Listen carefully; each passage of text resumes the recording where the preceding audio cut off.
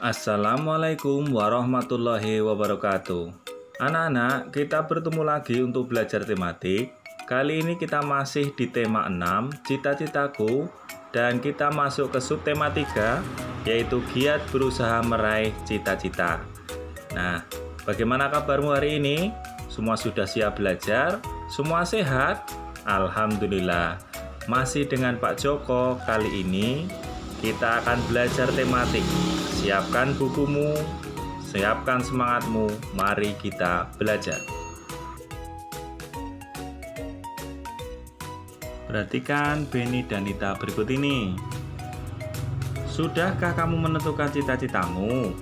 Tentunya kamu harus melakukan sesuatu untuk mencapai cita-citamu tersebut, bukan? Semua cita-cita membutuhkan usaha yang keras dan pantang menyerah. Bahkan terkadang harus melakukannya lebih keras dibandingkan orang lain. Amatilah gambar berikut. Sungai yang atas begitu kotor dan coklat airnya, sedangkan sungai yang bawah bersih, airnya jernih. Nah, ini adalah gambaran sungai yang ada di Jakarta pada waktu itu. Nah, ternyata berkat tekad seseorang yang sangat kuat, sungai sudah berubah menjadi bersih.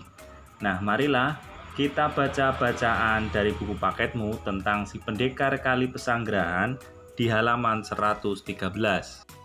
Ayo kita baca dengan seksama. Si Pendekar Kali Pesanggerahan.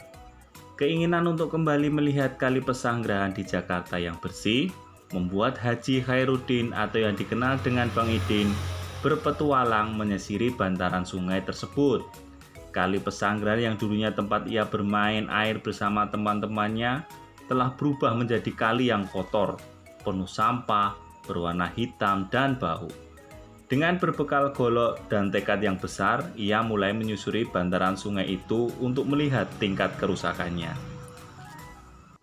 Ia pun mulai membersihkan sampah-sampah yang menutupi sungai tersebut. Banyak anggota masyarakat yang menentangnya karena dianggap sebagai perusuh. Kegiatannya banyak terhalang justru oleh masyarakat sekitar sungai yang tidak memahami tujuan kegiatannya. Akan tetapi ia tidak marah.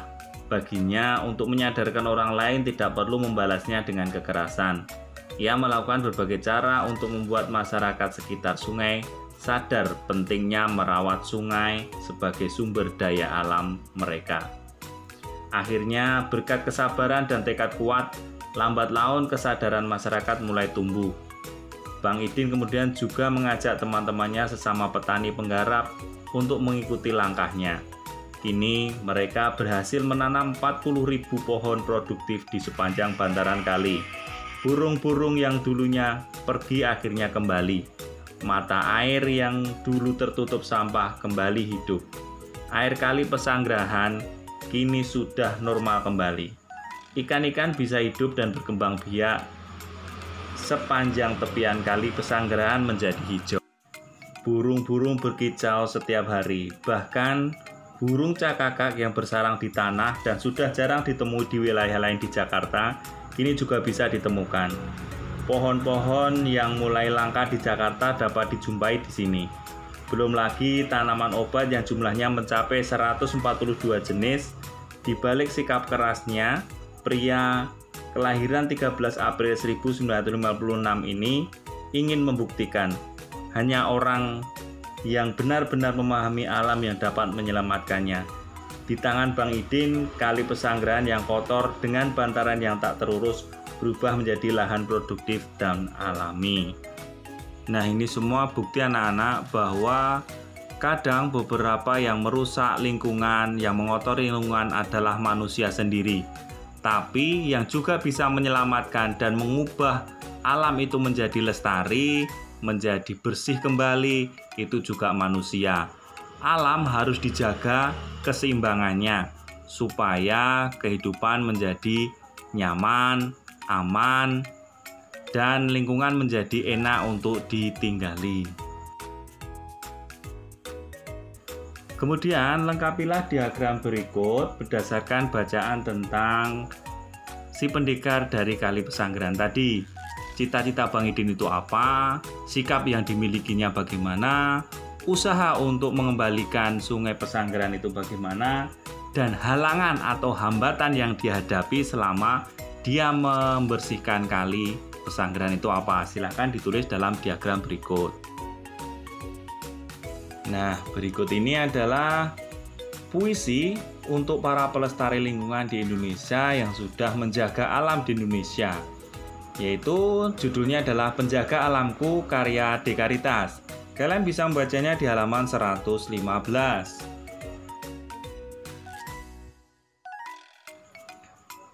Anak-anak, tahukah kamu, deklamasi merupakan salah satu cara membacakan puisi tanpa menggunakan teks puisi.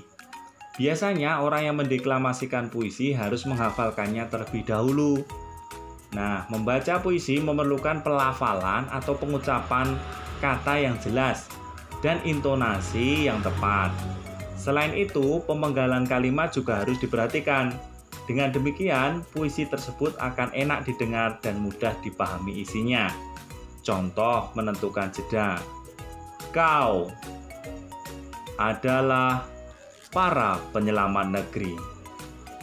Nah, garis miring 1 itu artinya berhenti sebentar untuk bernafas, biasanya pada koma atau di tengah baris.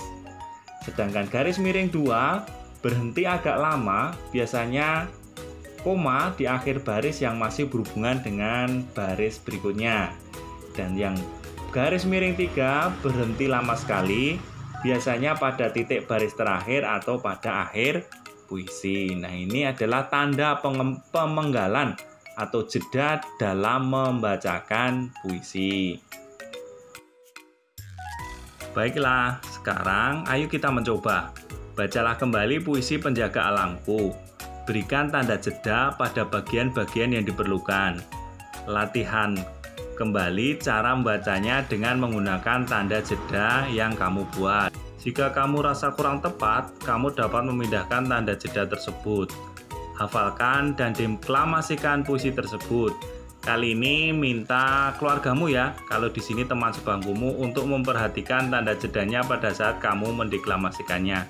Selamat mencoba mendeklamasikan puisi tentang Penjaga Alamku. Bagaimana? Kamu sudah mendeklamasikan puisi Penjaga Alamku? Nah, marilah kita lanjutkan untuk belajar berikutnya. Anak-anak, tahukah kamu, Indonesia memiliki berbagai sumber daya alam yang dapat memenuhi kebutuhan hidup seluruh warga negaranya. Sumber daya alam hayati dan sumber daya alam mineral dalam berbagai rupa tersedia melimpah di Indonesia.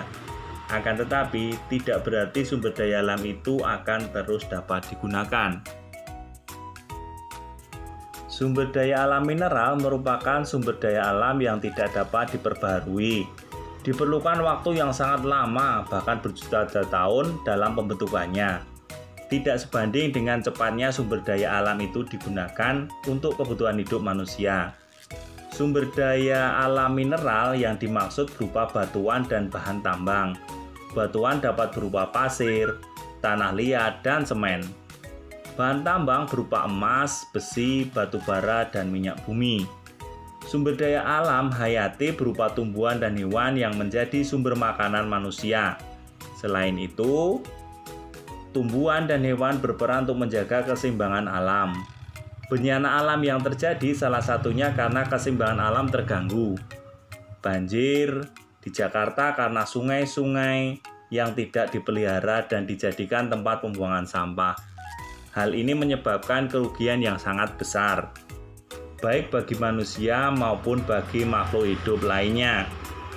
Alam dan sumber daya alam memang harus dijaga agar lestari. Semua orang dapat melakukan sesuatu untuk menjaga dan memeliharanya. Jika alam rusak, manusia dan makhluk hidup lainnya akan kehilangan tempat tinggal dan sumber kehidupan. Oleh karenanya, manusia harus berusaha menjaganya. Salah satu caranya adalah dengan mengkampanyekan usaha sederhana memelihara lingkungan melalui poster seperti contoh berikut. Nah, ini adalah contoh poster. Poster merupakan salah satu media cetak yang tujuannya untuk mengajak melakukan sesuatu.